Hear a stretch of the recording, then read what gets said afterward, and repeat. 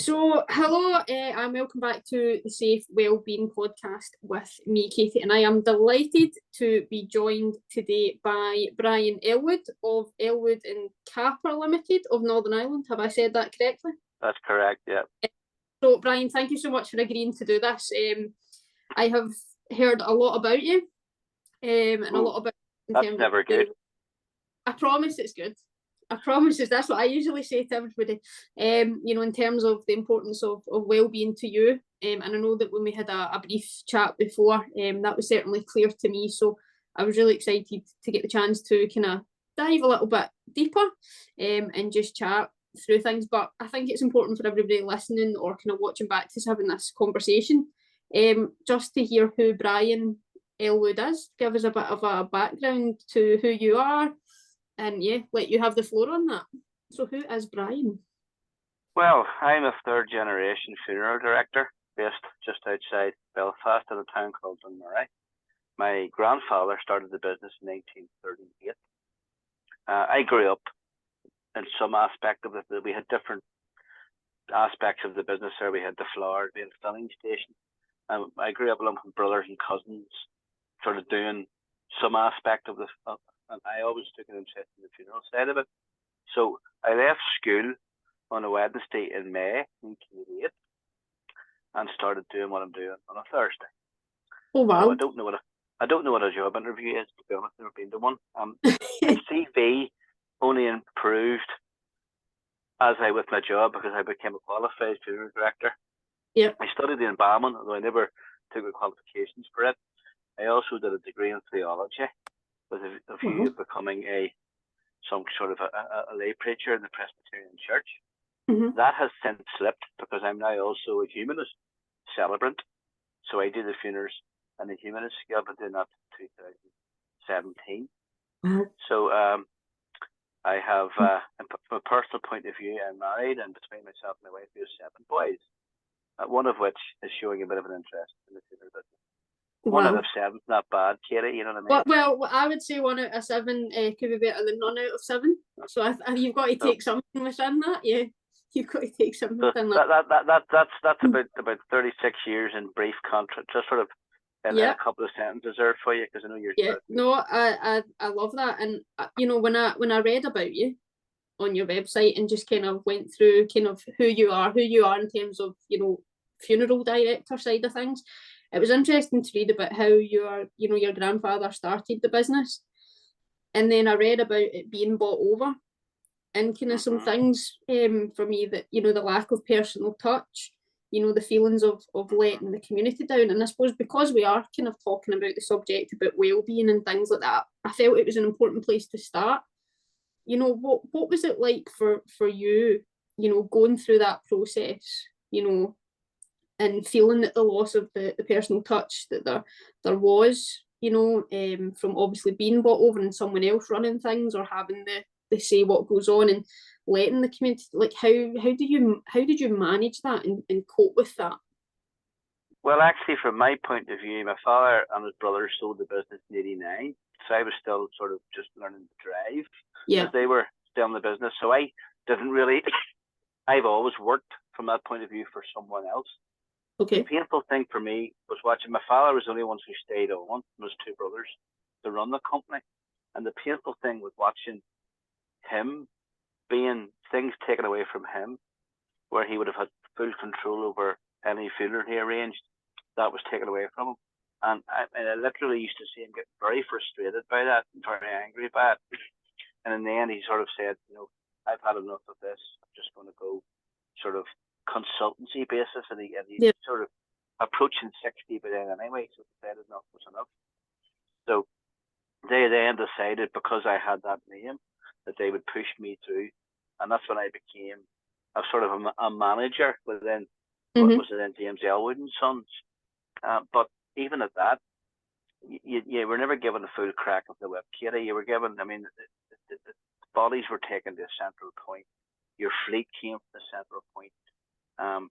You couldn't time anything to you because you knew that other funeral directors probably took precedence once you were close to Belfast and stuff. And where it became close for me, I mean, there was different companies had it. It was originally a company called Hodgson Holdings. They were actually quite good. Yeah. And they were eventually sort of merged into an SCI, which is an American company.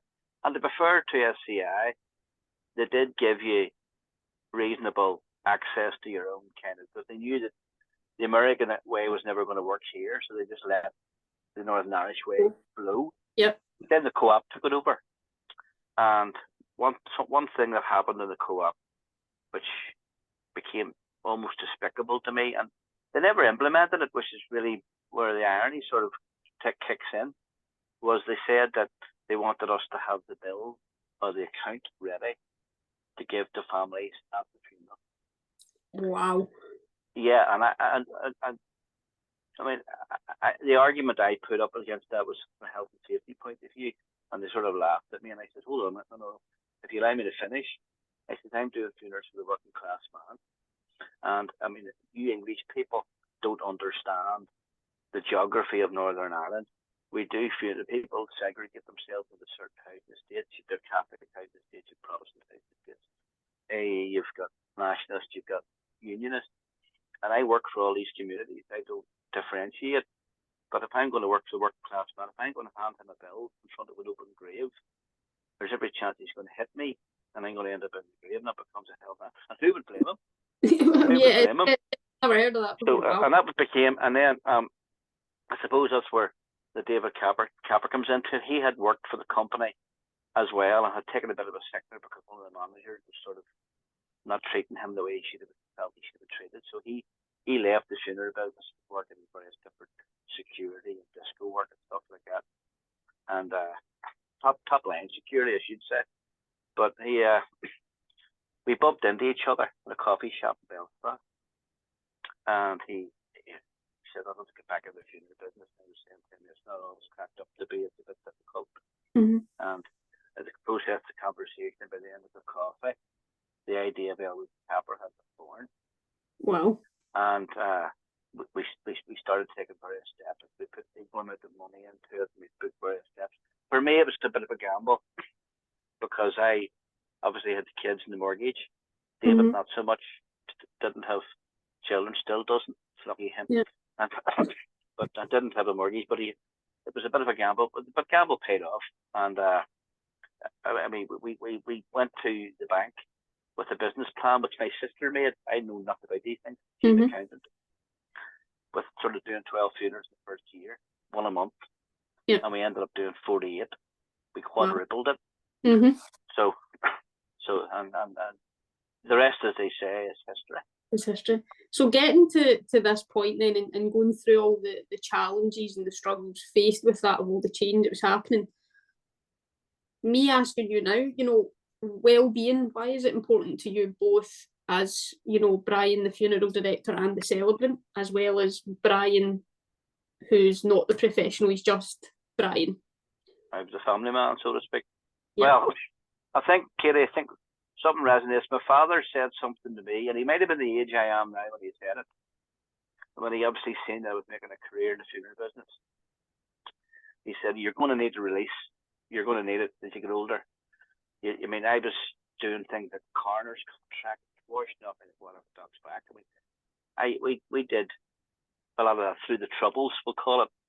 And, you tit for tat shootings, bombings and stuff, and it washed off me. It didn't even affect me. But he says, "You're going to need that as you get older, because it starts to affect you." And I sort of, you're not right. And he sort of made me a promise that it wouldn't be gambling. There's a whole history behind that. And avoid drink if you can. Don't do drugs. And if it must be women, keep it clean, type of thing. But, so I've always had a sort of a love for hill walking and walking. And that's my release. And I love my music. I love movies. And I love things that aren't related remotely to the funeral business. And I think that's important for me from that point of view. So I just do things that aren't funeral related.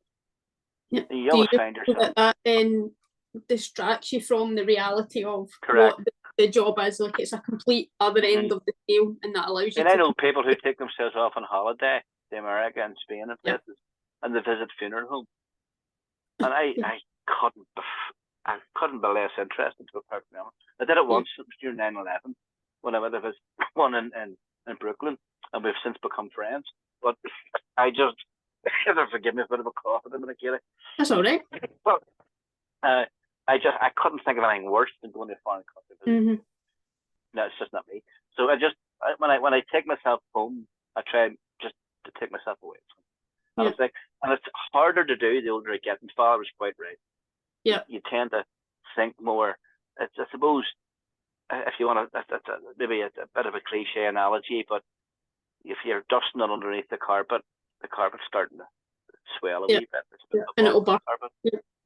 You know. So what does it feel like then? You know, you're walking up the hill that you're walking, or whatever it is you're doing outside of work. Does that then allow you to be present and be your optimal self? You know, when you're dealing with a family.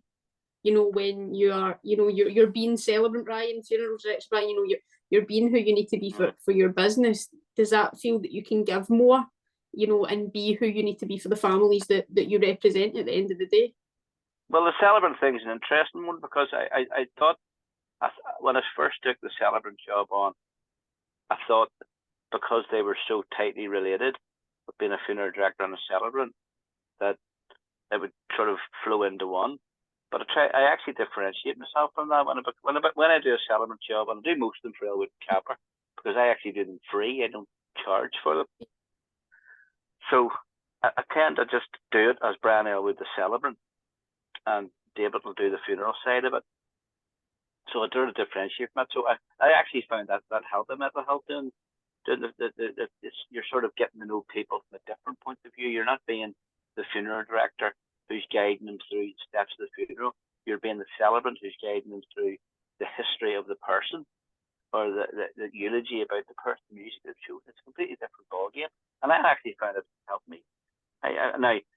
Again, it's the old cliche, you don't like doing children in any aspect, or young people. There's an awful epidemic of suicide between young men, which maybe you'll pick up on. And that's difficult. But the joy you get out of it, the sort of the satisfaction you get out of it, is when they say to you at the end, that was lovely. That was exactly what we're after. In any aspect, whether a funeral aspect, as a funeral director or as a celebrant,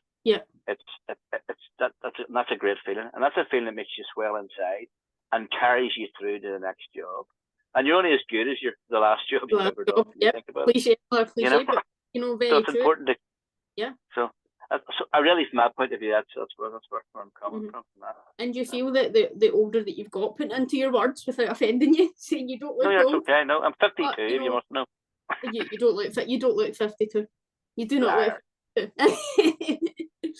You know, like when you're saying about, helping your mental health and things like that, has that been something that's been, important to you as the years have gone on? With the kids, your wife, and things like that. And it's become more because of everything we've gone through as a whole world in the last few years as well. It just brings it to the forefront. Family for me is very important. I know some people maybe don't have. I have a very big family, and we're all very close. All boys. So, apart from my wife, obviously, but she's the boss. Let's I was about to say, does she rule the room? Yeah, okay. But we all do. They're all different. They all have their own different personalities. So I get to do different things with every one of them when I get the chance. Some of them like to go to the cinema. Some of them like to go out in the boat. Some of them like to go to the caravan with me. Other ones will go walking with me and stuff. And some of them get involved in the big dander with me and stuff like that. So it's and that's important. And I've got a great network of friends who don't ask me how my day's going, because they just know me a long time. Yeah. They just let me get on You're with just it. trying to them. Yeah. And they'll let me speak if I want to speak. But other than that, I mean, it's sort of no shop talk. Even they won't even talk about their jobs. Type of thing, You don't just talk crap about whatever else is happening in the world. And sometimes you have to do that, and so for you, family and everything is important. And let's be honest, there's an awful lot happening in the world. Yes, there is. And you made a comment to me when we first chatted, and I've remembered it since. And when as a funeral industry and a profession, when we're in the news or or seen on the news, if you're, you know, seeing a hearse with a coffin and it's somebody's celebrity status. And you said to me, you know, no matter what, we're guilty by association. And you know, that for me really stuck, because I think we forget how much we are associated with so many different things in the world, or so many different, you know, kind of assumptions, I suppose, putting it into that bracket, what people think about us, you know, what they see on the telly and things. So, you know, when you're entering that space as Brian, and no shop talk, as you say, for me, that highlights a huge sense of well-being and sort of, you know, aspect amongst, you know, friends and family, to know that you're still just Brian, and, you know, at that point you can be looked after, rather than having the head of your professional self within a very sensitive and difficult industry that's full of challenges currently. I think that's amazing. That's why that always stuck with me. Well, I think you're absolutely right. And the guilty by association thing is, I mean, we could talk about what's going on in the recent headlines with this funeral home. I think is it Leicester or somewhere like that, which is Hull, down in Hull. Hull. That's a despicable thing. I mean, you really, really feel for those people. But I have people who would be sitting in front of me asking me, "Oh, what would you do in that situation?" And there's no answer to that. You're like, "Whoa, you know," and it's like, I really don't want to make any comment on that. I mean, the guilty by association. Like, I remember we first opened our business. One of the TV channels got in touch with me, wanting to know would I take part in a program about unscrupulous funeral directors selling funeral plans. Oh, wow. And I instantly said no, because whilst I've never done that, if, you know, Elwood and Capper's name appears, did you see Elwood and Capper in that program? Be remembered. Unscrupulous funeral director. Whoa! No, I'm not taking it. So, and that's the guilty by association thing. You try to be innocent, but if you just, the name appears, it just appears. People just see it in a negative light. We obviously try to avoid that, you know. Yeah. We're only as good as our last job, I repeat. We're only as good as our last job. There's a lot of that. Even I'm learning a lot from this. But I want to come on to Big Dander. And I'm going to leave, you know, Big Dander up to you, to anyone that's listening or watching us having, again, conversation. What is Big Dander? Well, the Big Dander was a mad idea that I had, which has, I'm going to use the word exploded into a popular sort of walking initiative. Right. As I've said, I'm a popular, I like to walk. And I said to my wife, "Oh, this is way before COVID. I'm going to walk the Antwerp coast." Now, that's like 80 miles of coastline. Wow. And she goes, "How long are you going to take the walk?" I said, "As long as it takes. I'll walk until I get tired. Come and get me and leave me back there the next day. And I'll just keep doing it." And I was just going to do it. I wasn't going to do it for any reason, just that the person wanted to do it. I was actually going to call it the 100-mile pub crawl, because I was going to stop at every pub on the way up. Right? Sounds good. And there's a lot of them, right? And ice cream parlors and stuff, you know. That's why, you know. But anyway, when you start telling people what you're going to do, the next thing, "Oh, I'd love to do that." So a couple of people want to do it with you. And you think, well, that's with a company at least. And then, let's do it for charity. And one of my children at the time was going to a company called Emerge, great wee counselling service in Lisbon, help us with issues in school and stuff.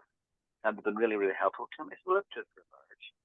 So next thing, maybe 15 people getting involved. And with no name for it, we started a WhatsApp group just to sort of keep in touch and stuff. And there's a couple of school teachers, my wife's colleagues and stuff, she's a teacher. A couple of friends of mine who would be reasonably, so we do it with you. So next thing, we need to get a name. So the 100-mile pub crawl thing came up. Big walk, long walk, big hike, all these different things. Nobody really liked or latched on to any of these particular names. And there's an old minister from Dumurray, the Reverend McMillan, Mac as he was known. He's an old florist and minister, and he was dying, and he had asked to see David. So David went to see him first. He said, "He wants to go and see you." So I nipped over to see him, and he was in great form. He was sitting up on the great Bible. And he always bothered me, and him and I had a great connection, because he helped me through my theology degree. He was one of the ministers that had to sign off my work, and he knows my journey from being a Christian to being an unbeliever. He was the one who sort of accepted that, so he's a great friend. But he was saying, what are you up to this summer? So I said, Mac, we're going to walk.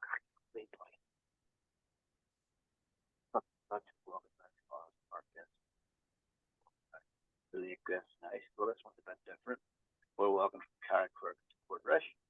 And he went, that's a big dander. And that just became the name. Oh, wow. So I put that in the WhatsApp group and everybody said, yeah, brilliant, excellent, big dander. And it became big in more than, by the time, we had to postpone it because of COVID. Yeah. So it gave us more time to organise it. We then decided we were going to get T-shirts printed and stuff like that. Yeah. Make it a real official thing. Emerge got involved with us. They sort of sent counsellors every day to walk with us. And my wife segmented it. She doesn't walk. She's bad knees. Pardon my cough. But so we segmented it every 5 or 6 miles, so people could do little bits if they wanted to. Mm-hmm. We had a thing called a wee dawdle during it, which was a 1 mile. A 1 mile part of it for people to take prams or toddlers. Yeah, yeah. And it finished in Pride Park every day. Something sort of look forward to. And then, so by about the time it started, about 50, 60 people had taken part. And by the end of it, it became We Are the Big Dander, because we just decided it was going to be an annual thing. So this year, this August, will be our 4th one. And we pick a different route every time. Mm-hmm. So by the time we have finished this particular route, we will have walked the entire East Coast, Northern Ireland. Wow. And you don't have to do the whole thing. And there's we give out, there's T-shirts, there's wristbands. I'm getting some hats made this year and stuff like that. Oh, amazing. So, with sweatshirts. So it's become a wee bit of that's a brilliant distraction for me, because it's completely unrelated to the funeral business. And it's occupying my weekends and doing the mapping and getting the website sorted. We're actually now in the process of becoming our own Northern Ireland registered charity.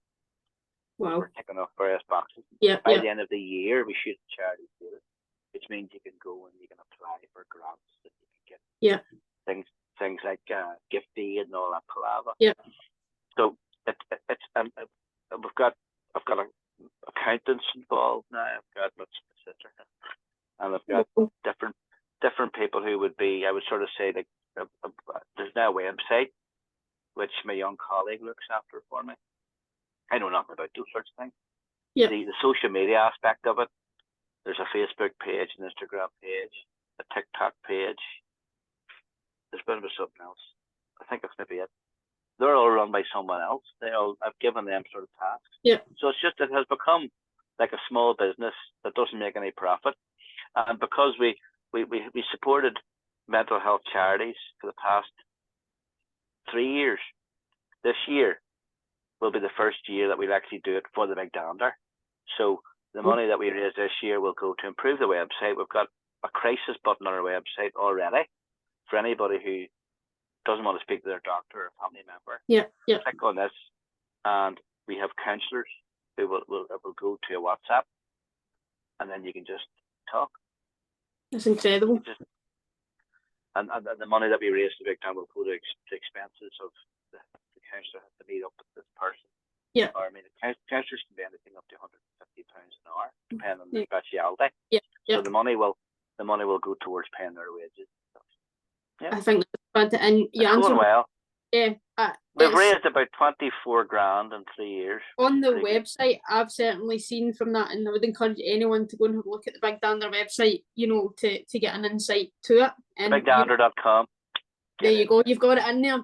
There you go. You don't get any accreditation, I'm afraid, for that, but yeah, you've got it in there.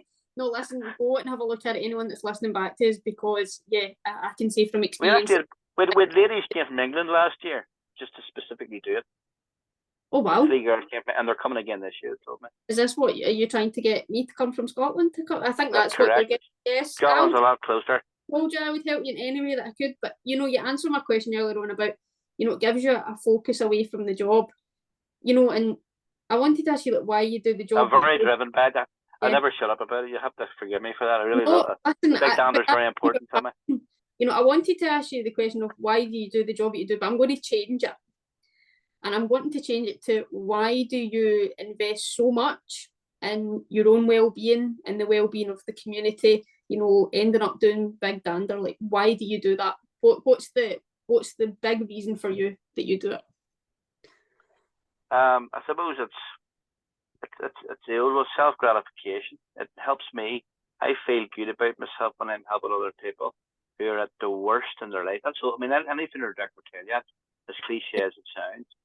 Yeah. Somebody started out their day not knowing it was probably going to be the worst day of their life. Yeah.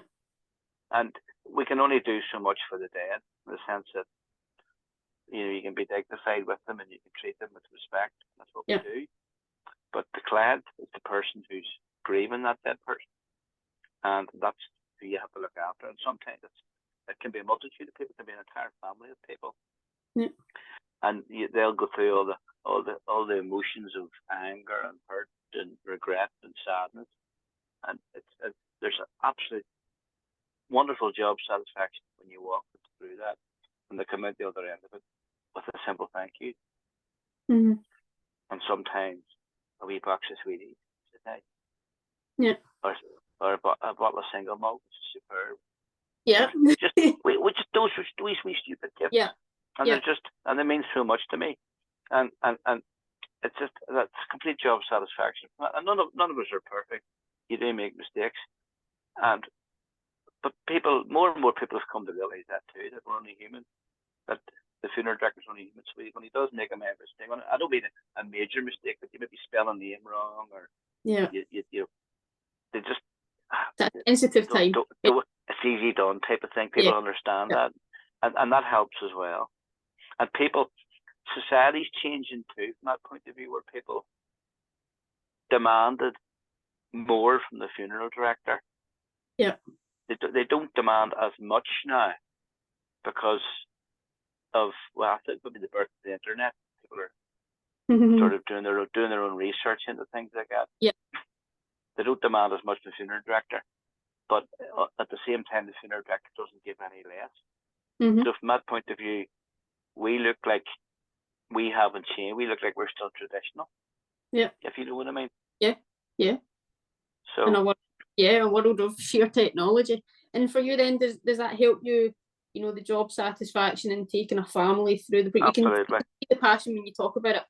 To you, that as, you know, who you are, that is your well-being. That's a huge part of everyday coping mechanism, like your backpack of coping skills almost. That is, and you know, and the support of a good family is that's very, very important. Yeah. I mean, my wife's amazing. She really is. She just knows when I've had a bad day, just to leave me the book or my music, or you know, I'm very fond of a Scottish rock band. I won't mention them. We probably not allowed to. So I was sitting listening. So I would like. So I would. You probably never heard of me. Maybe too young. But anyway, it's I would take myself off. I love my music. I like. Actually, recently I've discovered a love of off-roading. So I take my car. I have a 4x4, and I take it off bumpy roads. That sounds like good adrenaline. Superb. Endorphins release, It's really good. I mean, the car's bogging after, but that doesn't matter. Easily clean. Clean. Yeah. You know, I wanted to kind of, you know, round things off by, you know, asking for any tips, advice for anyone listening or watching back, you know, that may help them navigate difficult challenges that we face as a profession and as an industry, and whatever role that is. You know, what would your biggest tips or advice be to anyone that you can share from all your experiences? Talk it out. I mean, that's cliche as it sounds. Talk it. Don't keep it in there. Talk it out. Somebody will listen to you. Yeah. Even if you have to repeat the same thing. Oh, here we go again. Talk it out, because even if you've talked it out, talk to yourself even. Go out and go for a walk. Just talk out loud. Talk to yourself. Nowadays, if you've got headphones on, you're talking about, people think you're just talking on the telephone. They don't think you. 10 years ago, they thought you were off your rocker, but now you can just talk. You can do that. So just talk. And that's what we think about the Big Dander. We walk and we talk. We try to encourage people to have a buddy system where you walk and you talk together and you talk it through, and just and even talk to other funeral directors too, because you'll find that they're probably go through something very similar.